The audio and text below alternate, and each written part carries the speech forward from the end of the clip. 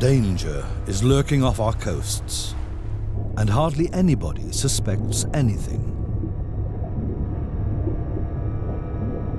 A rusting legacy of the past, ticking time bombs. This threat on the beds of the oceans is known to only a few experts worldwide. It's a race against time. But can we win the race?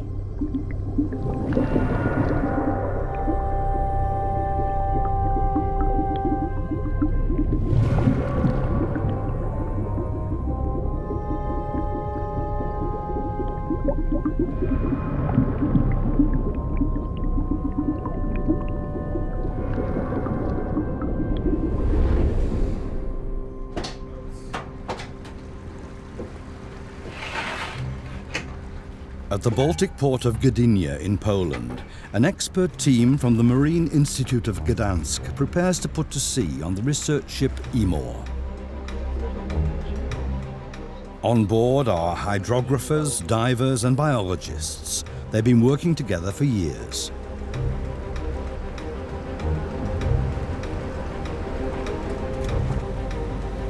Their destination lies in the Bay of Gdansk, just half an hour's sailing time from the port, to a site where, in 1999, they made an alarming discovery.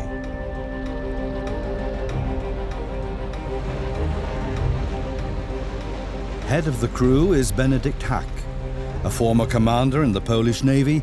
He's an uncomfortable warning voice in official ears.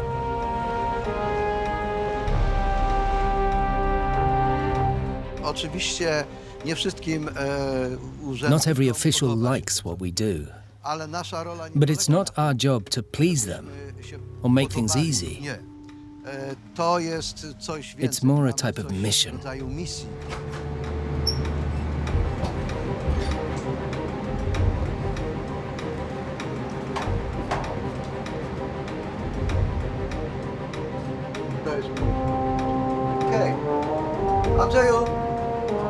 Stop the engines. We're over the spot.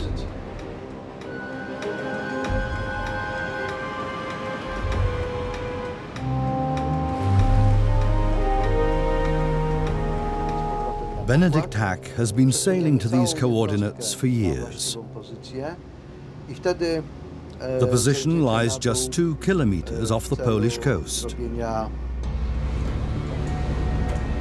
The unspoilt beaches of the Bay of Gdansk are seen as the Polish Riviera. It's a mainstay of East European tourism. Over 2 million Europeans spend their summer holidays here every year.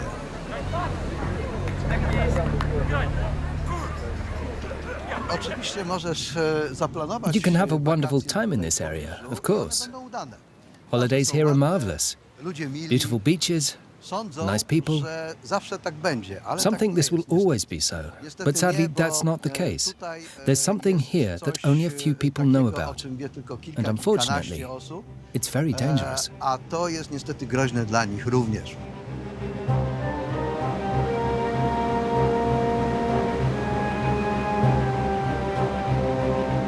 The ship picks up speed to do a sonar scan of the seabed.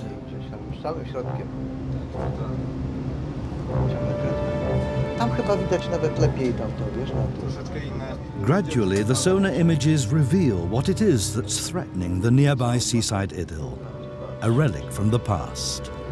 The wreck of the German hospital ship Stuttgart, nearly 170 meters long. In the autumn of 1943, the ship lay at anchor in Gdynia, which had been renamed Gotenhafen by the occupying Germans, ready to take on wounded German soldiers from the Eastern Front. On the morning of the 9th of October, the crews of the American 8th Air Force in England were operational. 378 bombers took off from their bases.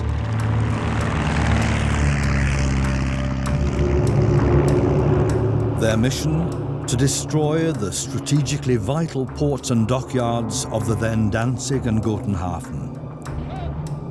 After a flight of over 4 hours, they reached their target area.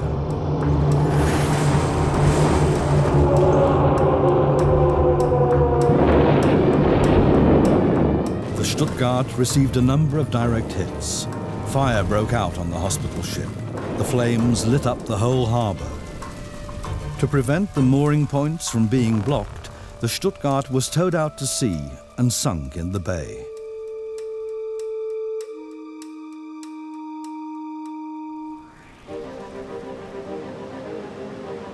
The event is just a side note in the history books. The wreck and its position fell into oblivion. Until 1999.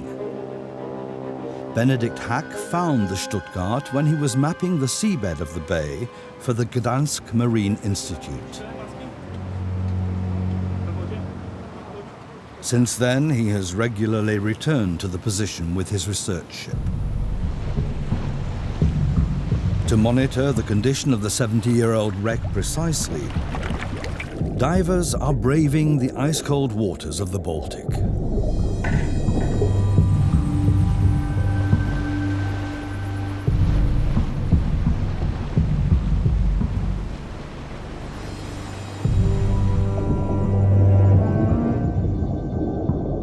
The Stuttgart lies a mere 20 meters down, overgrown with seaweed and shells.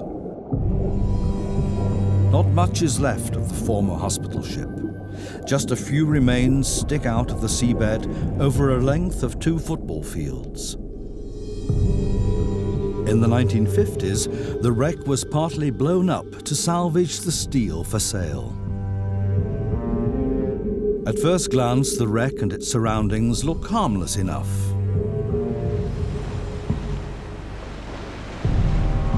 Uwaga! Widzimy! As with every sortie to the Stuttgart, the researchers use a grab to take samples from the seabed.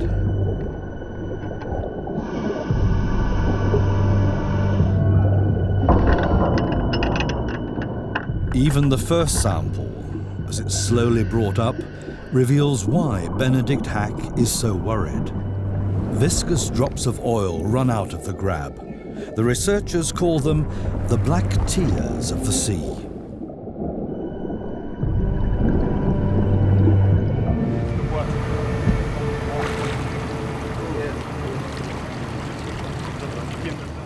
Over the years, they've collected over 1,000 seabed samples from the Stuttgart. But what Benedict Hack and his team are bringing to the surface this time puts all previous samples in the shade. An evil-smelling, sticky mass containing very little sand and all the more heavy oil. So much oil. What a filthy mess. Wow. Really unbelievable. I've honestly never seen anything like it here before. What a stink. The researchers will inspect the mud more closely in the laboratory.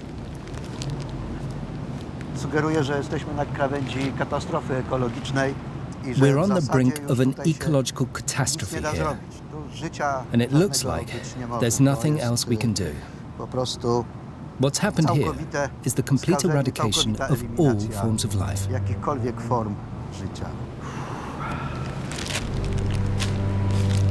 Benedict Hack intends to take another 200 seabed samples in order to be able to assess the extent of the pollution in the Bay of Gdansk. Is the Stuttgart just a tragic one-off case? What about all the other wrecks from the Second World War? Do they pose a threat to the environment?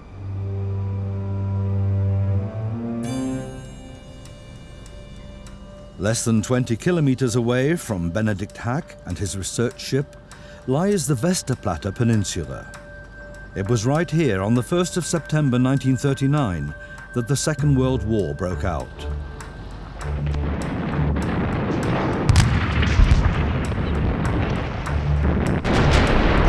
At At 4:45 a.m., the German ship Schleswig-Holstein opened fire on Polish positions. It was also the prelude to a 6-year naval war with huge losses. Gigantic fleets fought for supremacy at sea around the world.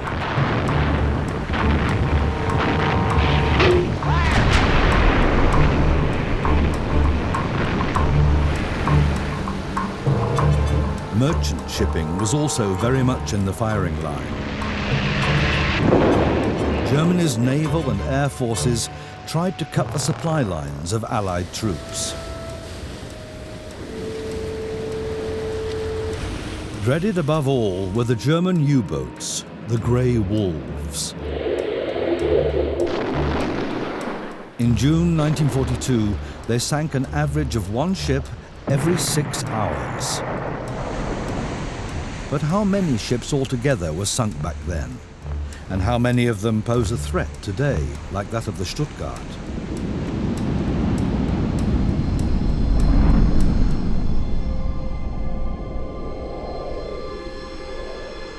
These questions take us to Tampa, on the Gulf of Mexico in Florida. Every year, representatives of the US Coast Guard, scientists, and salvage experts come together for the Clean Gulf Conference, a forum of the leading minds and companies involved in combating oil spills at sea. They include Dagmar Schmidt-Edkin, an American biologist in worldwide demand. Back in 2004, she was commissioned to find out how many dangerous wrecks lie in our oceans. I collected data on different wrecks in different places, including a number of German databases, which I translated from German into English, and some of those were based on, which U-boat had sunk which vessels. For 2 months, Dagmar Schmidt-Edkin meticulously searched through archives and gathered data worldwide. From all the shipwrecks she inspected, from sonar pictures like these, she included only those with combustion engines of over 400 gross registered tons and over 150 gross registered tons for tankers. So I found 8,500 and something wrecks worldwide, and about 3/4 of those were World War II related. It was a surprise, They're lying outside ports, at the sites of naval battles and along trade routes. The precise number of wrecks from the Second World War is 6,338. Whether Italian freighters in the Red Sea or Japanese battleships in the Pacific, 6 years of war were responsible for the majority of all wrecks in the last 100 years of navigation. Sunk with the ships were tons of fuel and freight crude oil, stored in tanks in the ship's steel hulls. But no one knows exactly how much oil is involved. So Dagmar Schmidt-Edkin first produced an estimate for all large wrecks with combustion engines. If I had no information, I looked at the size of the vessel and the type of vessel, a tanker or a non-tank vessel, like a bulk carrier or a Victory ship or something like that. And I assumed, well, let's say at least 10% of the oil may still be on there, maybe 90%, maybe all, we don't know. So I have a range of values. So I estimated, using that methodology, estimated about 2.5 to 25 million tons of oil could potentially be on these wrecks. And that was something of concern because they could potentially leak out and cause the same kinds of damages we see in other oil spills that occur now. One of the most serious catastrophes so far. The oil tanker Exxon Valdez ran aground off Alaska in 1989 and lost over 37,000 tons of crude oil. A mere fraction of the amount of oil lying dormant in the wrecks from the Second World War. According to Dagmar Schmidt-Edkin's study, these wrecks could still hold up to 15 million tons of oil, 400 times the amount the Exxon Valdez spilled into the sea. I presented my results on the numbers, and the reaction was, this is too big a problem and we can't deal with it. least here in the United States, but also in other parts of the world. We're sort of buried. It's too complicated. We're not going to be able to deal with it. It's too expensive, and so there's nothing we can do. Dagmar Schmidt-Etkin's survey has been known for more than 12 years. For more than 12 years, experts have been discussing the problem at conferences. Virtually nothing has been done. This delay has fatal consequences. Some ships have already started to leak because no one has done anything about the toxic contents of the ships, and the tanks are now rusting through. A great many wrecks from the Second World War lie off the east coast of the United States.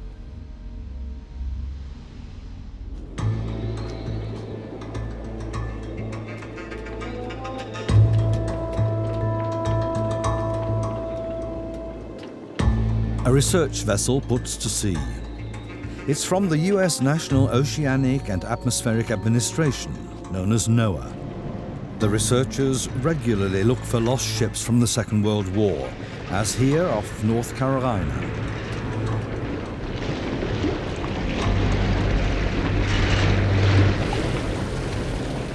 Before Dagmar Schmidt-Etkin's study, it was mainly underwater archaeologists who were interested in wrecks. Increasingly, the researchers at NOAA are realizing they know far too little about the sunken ships of the Second World War.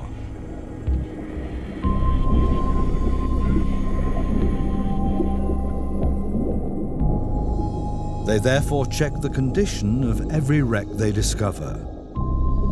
How badly is the ship rusted? Is it losing oil? Finally, they measure the wreck with millimeter precision by laser.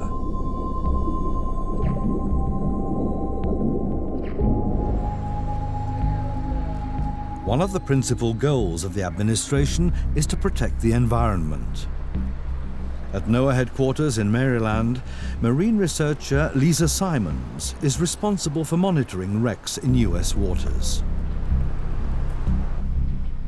She was alarmed by Dagmar Schmidt-Etkin's study. She hadn't realized that there were so many wrecks containing millions of tons of fuel. Well, there was a lot of concern, and that was something that we were very aware of, because there's been a lot of allegations about the waters of the United States, the waters of Germany, Europe, Japan being full of ticking time bombs. With the 20,000 points on it, there are actually 30,000. Lisa Simons wants to know exactly. In 2010, the US Congress granted $1 million for NOAA to find out whether and what dangers are posed by the sunken ships in US waters.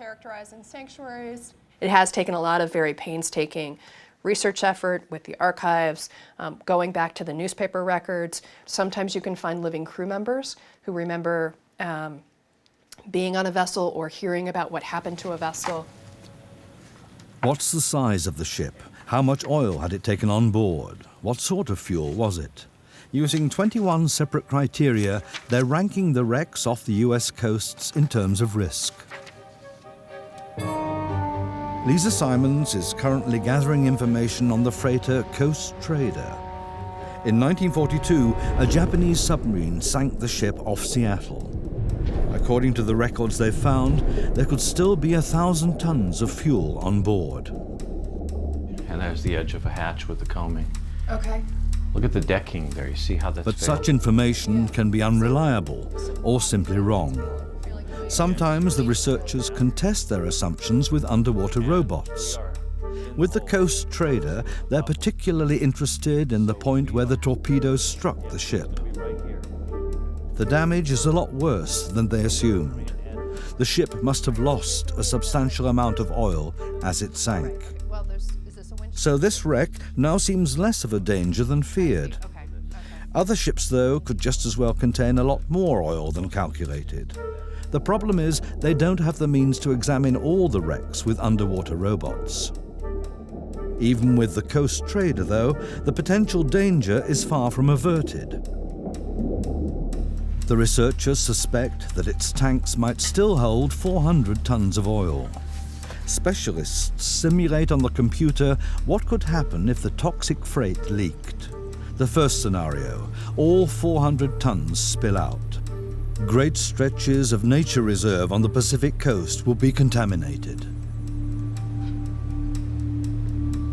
Altogether, they work through 200 simulations, with varying wind directions and amounts of oil, in a bid to assess the threat and devise possible deployment plans for the worst-case scenarios.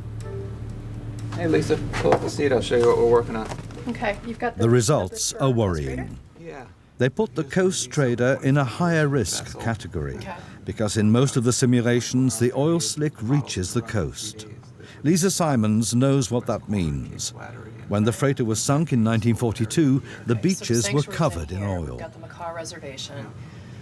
During World War II, the population was very used to having oil on the beaches, as well as having other detritus from war. And adults would go and check the beaches before they would allow kids down to the beaches. People kept cans of kerosene and baby oil outside their back doors to basically wipe off their feet if they had been walking along the surf. So I don't know that that's something that people are going to accept as a way of life if that becomes an ongoing issue, whether it's here or any place else in the world. The researchers examined 573 major shipwrecks more closely. For 87 of them, they produced detailed reports. 36 would be a threat if all their oil leaked out. And 5 wrecks from the Second World War are rated in the highest risk category, with catastrophic results should just one tank leak. The target audience, though, is the United States Coast Guard. These are the wrecks in your area of concern that we did an analysis of. This is what our findings are. These are the wrecks that we recommend that you put into active monitoring, and it's up to the U.S. Coast Guard to determine whether or not they want to do an in-water assessment and then determine whether or not they want to remove the fuel.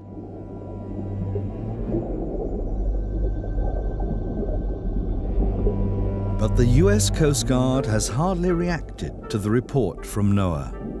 They have so far not examined more closely a single one of the wrecks rated extremely dangerous, let alone pumped out the oil. Instead, the watchword is wait and see. And not just in the USA. A perilous playing for time.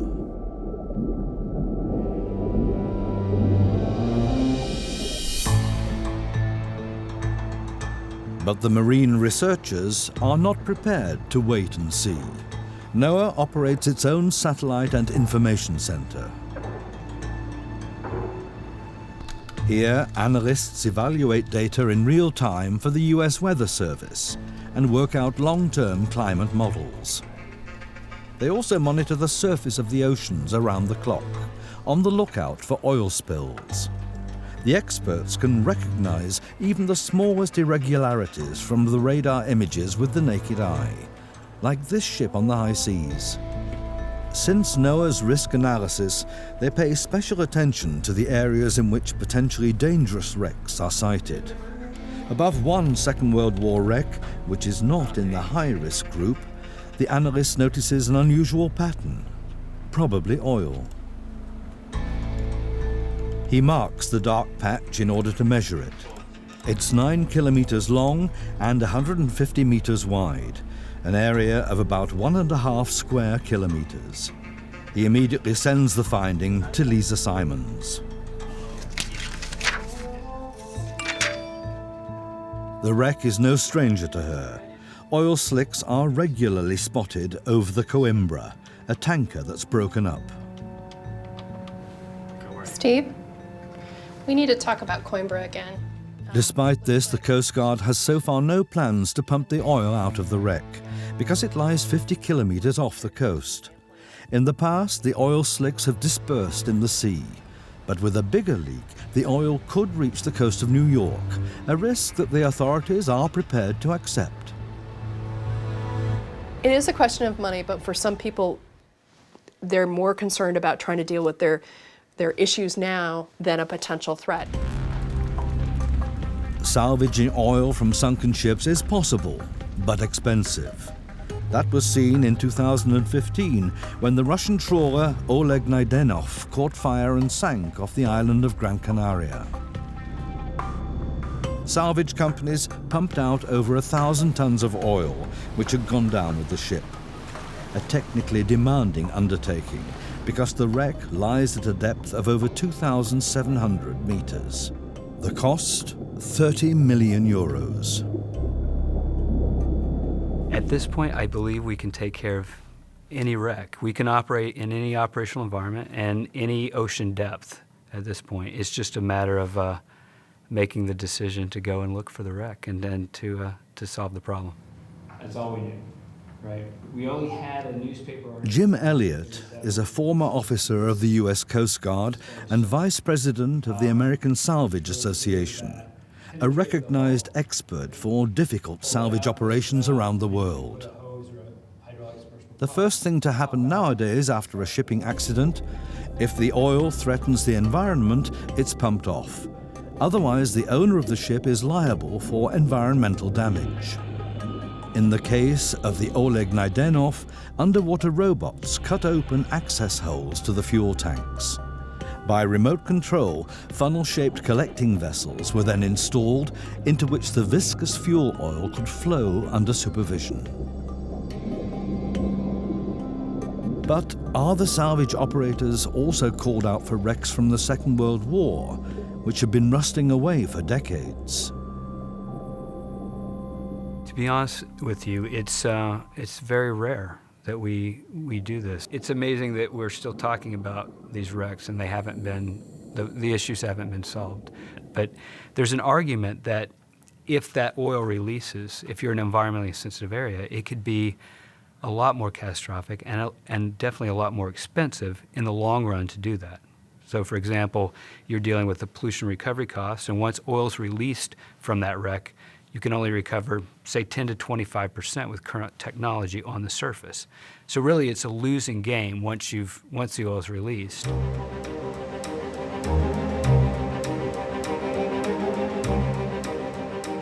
The Bay of Gdansk is one of the losers here. Oil already leaked out of the Stuttgart years ago. And Benedikt Hack has himself experienced the wait-and-see attitude of the authorities. Ludzie zamykają oczy, boją się podejść do takiego rozwiązania. People are just closing their eyes because they simply don't know what to do. I shut and pass the problem on, in the hope that someone or other will deal with it sometime or other. Slowly, the government is starting to reconsider. But it has to be pushed to act, and that's what I do. It's a bit like David and Goliath, or Don Quixote. Yes, that's my job.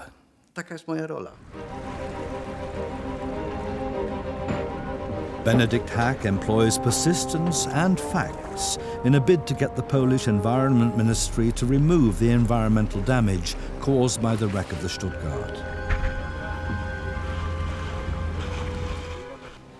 Chemists are to analyze the seabed samples he's collected from around the wreck. For 2 months, crates of new samples land in the Institute's laboratory every day. The chemical content of more than 200 plastic sacks of oil-contaminated sediment is being determined here. The findings are alarming. The pollution is much more serious than assumed. Some Environment Ministry thresholds for cancer-causing substances in the seabed are exceeded over 1,000-fold. To był szok. That was a shock. No one expected that. So we took the results to other institutes, but all they said was, not possible. You're imagining it.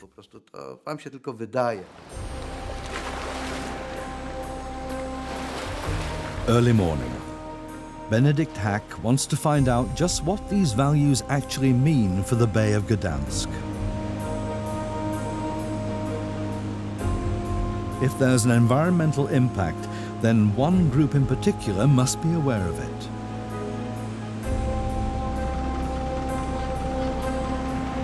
Fishing in the Bay of Gdansk. For centuries, that's meant hard manual labor in small boats. Family businesses in which knowledge about the best fishing grounds is handed down from father to son. Wrecks are especially popular with fishermen. They're a sort of artificial reef and offer marine life protection against enemies. Benedict Hack is therefore sure that the fishermen are also casting their nets around the Stuttgart. And he's right. The fishermen confirm that just 2 days earlier, there was an intensive smell of oil at the site of the wreck. They've sometimes caught plaice in their nets there, they say, that have been sticky with oil or burnt by it. They don't land them, but throw them right back in the water. To są tak dobre ryby, że warto je sprzedawać, ponieważ do ich We're now joking at the Institute that you don't need oil to fry these tasty fish from the wreck, because they bring their own. Ale rzeczywiście te ryby są zanieczyszczone. But it's black humor, because the area is now contaminated, and that is very, very dangerous. The fish ingest poison, and ultimately, we then eat it. I w końcowym efekcie to my chorujemy. Benedict Hack is working on his final report for the Polish Environment Ministry. With the data he's collected in the laboratory and from the fishermen, he hopes he'll finally be able to persuade the authorities to tackle the unsolved and hazardous problem of the contaminated seabed. Patrzą na mnie jak na wroga. Dlaczego? No bo ja I'm a thorn in their side. I tell them, there and there, it's contaminated. And they say, oh, it's nothing. Only you know about it. No one sees it. Let sleeping dogs lie. Niech to tam sobie będzie.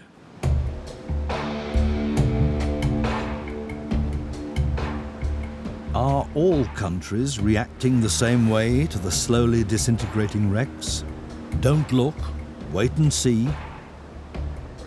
Because of its rugged fjord landscape, Norway has a coastline of over 20,000 kilometers. Oil escaping here would be an even greater catastrophe than elsewhere. That's why the Norwegian coastal authorities have adopted a different strategy. Hans-Petter Mortensholm is in charge of all wrecks off Norway. He's heading for the site where a German Second World War ship sank. What he finds shows clearly that waiting is not an option. Marine diesel is surfacing, drop by drop.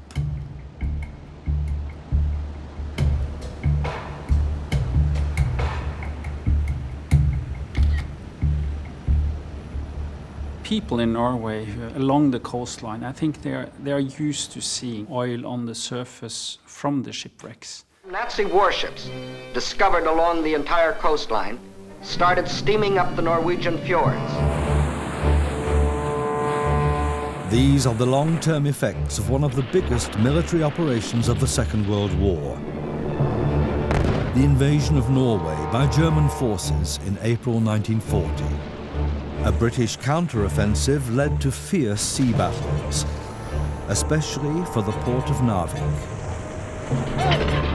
The Allied formations sank 10 German destroyers. Altogether, the German Navy lost a third of its total fleet in the battles around Norway.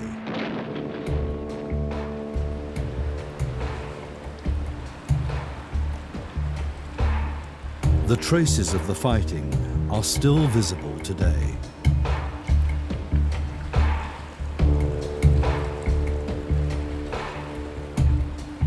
Some of the German wrecks lie directly on the coast, like the destroyer Georg Thiele.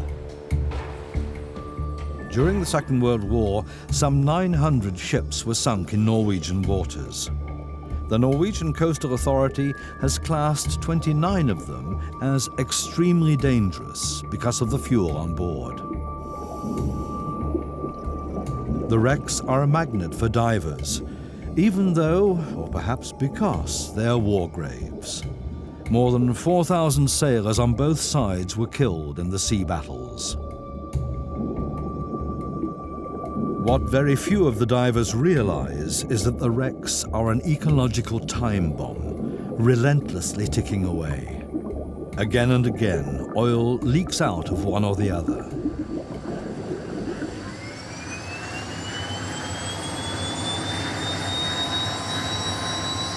Hans-Petter Mortensholm monitors all the wreck sites with high-definition cameras like the military use to spot the leaks in good time.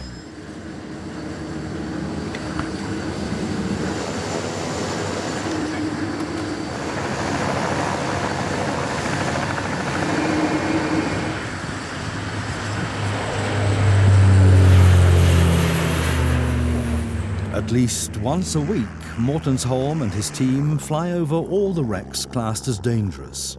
Today's destination is the Oslo Fjord. A fifth of Norway's population lives close to this narrow estuary. An oil spill here would reach land in no time. The fjord flows past the coastal fortress of Oslo, which played a key role during the war. In 1940, its guns sank the heavy cruiser Blücher.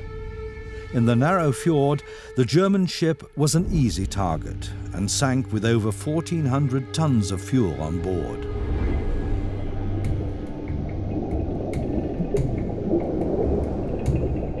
The wreck of the Blücher now lies at a depth of 70 meters. What's not visible is that it now contains only a fraction of its original load of fuel.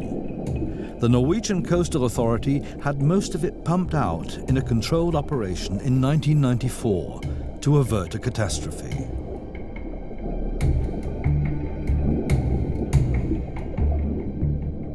There is still some left, about 40-50 estimated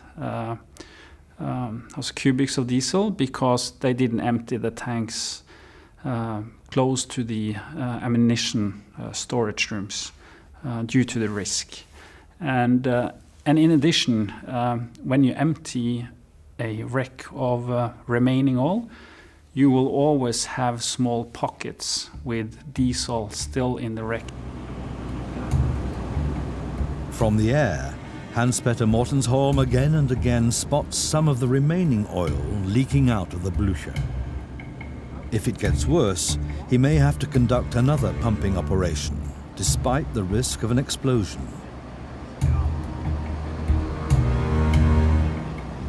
We also react because something is starting to leak more, but we have also emptied wrecks because of a risk they might pose in maybe 10 to 20 years. And the reason why we do these kind of measures now is mainly due to the corrosion. In 10 to 20 years, it might be too late to do any physical operations on the wreck. Norway is the only country in the world which is already investing in safeguarding its coasts. While other countries, like the United States, prefer to wait and see rather than pumping, the wrecks continue rusting away. Depending on salt content, water depth or temperature, steel plate loses between 0.5 and 2 millimeters in thickness per decade. It doesn't sound much, but it adds up over time. In the Pacific, Australian researchers discovered that if steel plates lose between 3 and 10 millimeters of thickness, they become unstable and can break under even light pressure. Many wrecks from the Second World War are already entering this critical phase, or will do soon. The Norwegian government does not intend to wait until a catastrophe happens. It ordered 7 more wrecks to be pumped out preemptively. The steel walls of the tanks are still stable enough to insert valves without breaking. The engineers also pumped out the German destroyer Erich Giese, but they discovered something unusual. Especially the German bunker oil has an extremely strong smell. So we were interested to see how toxic is the oil, the bunker oil from the Second World War.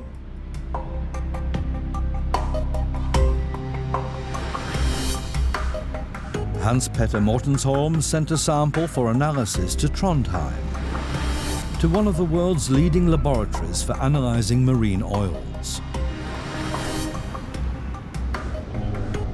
Oil slicks in Norway are so devastating because the oil is hard to deal with in the icy Arctic waters. The cold means it hardly disperses.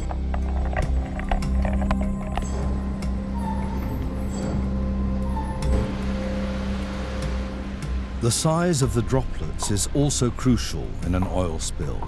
It determines how broad and thick an oil slick is, because one oil differs from another.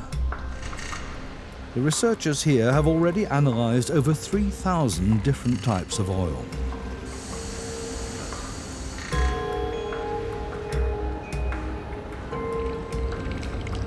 At first, analyzing the fuel pumped out of the German destroyer Erich Giese looked like a routine assignment.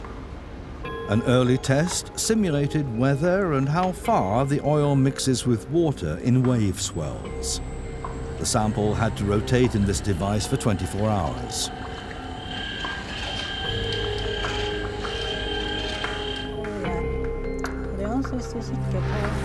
Meanwhile, the scientists determined the precise chemical constituents of the Erich Giese oil. That brought a surprise. Some of the values were exceptionally high. We had never seen that before, so we thought first it was some kind of contamination in our laboratory. But then we did a new setup and it was the same. And we looked at the chemistry, we understood that this is a really strange oil. We have never seen anything as toxic as it before. Shortly afterwards came the next worrying find. Seawater and oil had resulted in a sludgy emulsion. In a leak, this mixture would be hard to pump away, while a comparison sample of British oil from the Second World War hardly mixed with the seawater at all. What no one knew so far, how would living organisms react to the strange oil? Tiny crustaceans form the basis of the food chain and are therefore the engine of the North Atlantic ecosystem. The researchers prepared a mixture of 40 parts seawater and 1 part of the unusually heavy oil. The copepods have to spend 96 hours in this liquid.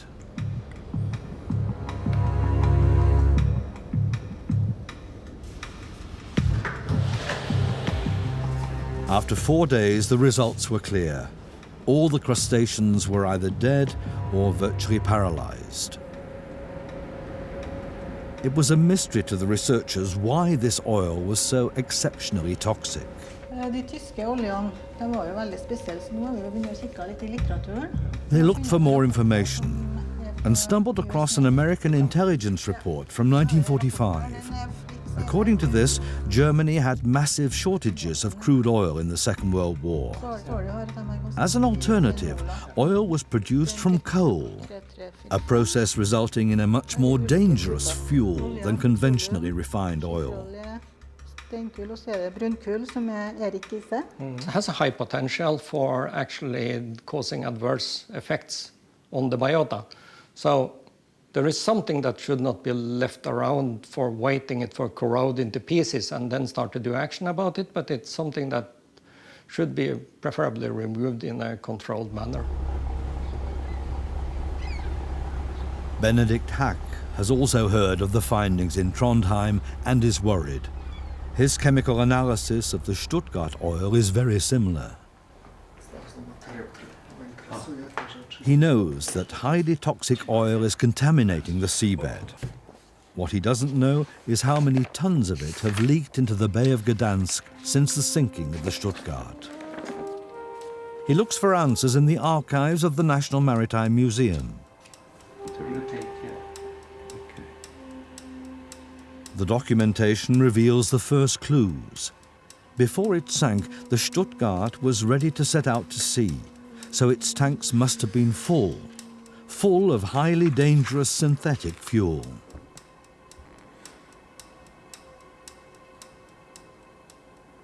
Cały ten olej wylał się do This morza. heavy oil simply spilled into the sea and sank immediately to the seabed. According to my research, it was between 850 and 1,000 tons. That's an awful lot. To jest bardzo dużo. And this amount is spreading further and further, as the results of all his seabed samples show. When Benedict Hack found the wreck in 1999, 25,000 square meters of seabed were contaminated. 10 years later, it was already 32,000 square meters. And the rate of spreading is accelerating. The oil is flowing down an underwater slope. In the meantime, an area of over 50 football pitches is affected. Benedict Hack knows that a solution has to be found for 450,000 cubic meters of seabed. Jeżeli byśmy wzięli ten grunt, If we raise the remains of the wreck and the contaminated seabed and then remove it all, it will cost hundreds of millions of euros. And we'll have the problem of where to put it.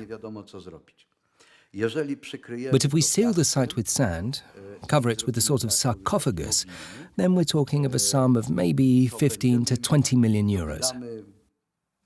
20–15 milionów. Benedict Hack believes it will be worth it, so the ecosystem of the Bay of Gdansk could recover.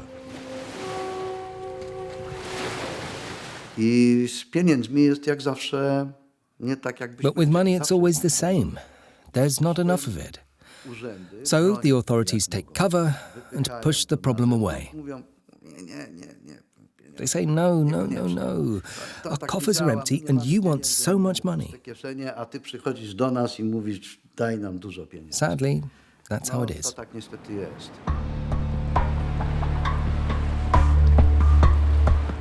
But why should the Polish authorities pay the costs alone? Why doesn't Germany pay?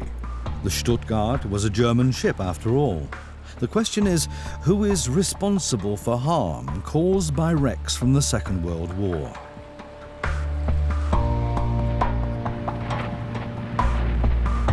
At the University of Hamburg, a professor of international maritime law has been addressing this sensitive issue for years.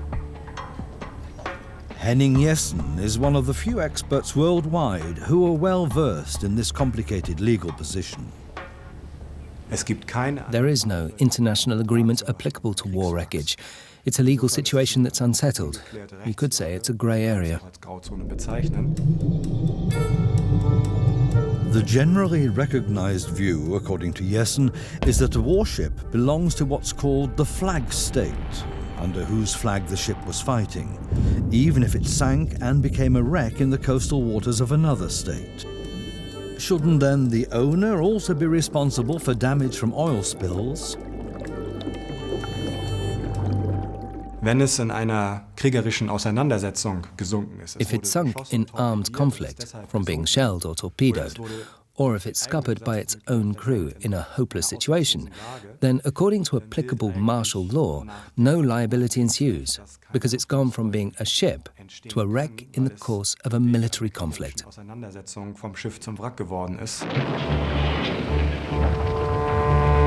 In other words, a flag state like Germany, to which the ships still belong, can legally extricate itself from the matter and pass the costs on to those suffering the damage? Man muss zwischen der moralischen Sichtweise trennen, das ist tatsächlich so. From the moral standpoint, normally a voluntary commitment, or at least an accommodation with a coastal state suffering damage would be indicated. But from a juridical position, a flag state can indeed act precisely so. Genauso vorgehen.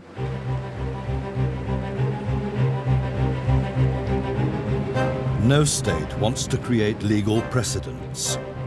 Benedict Hack has also come across this attitude when he's talked to German colleagues about the unsettled problem of the Stuttgart in the Bay of Gdansk. I say to them, hey, we've got some wrecks of yours. And they say, is there any gold? I say, no, there's none. And they say, it's your problem. So, after 70 years, it's no longer a German problem, but ours. And the Stuttgart is only one of the problems. As Benedict Hack well knows, in the Bay of Gdansk alone, there are over 30 wrecks from the Second World War.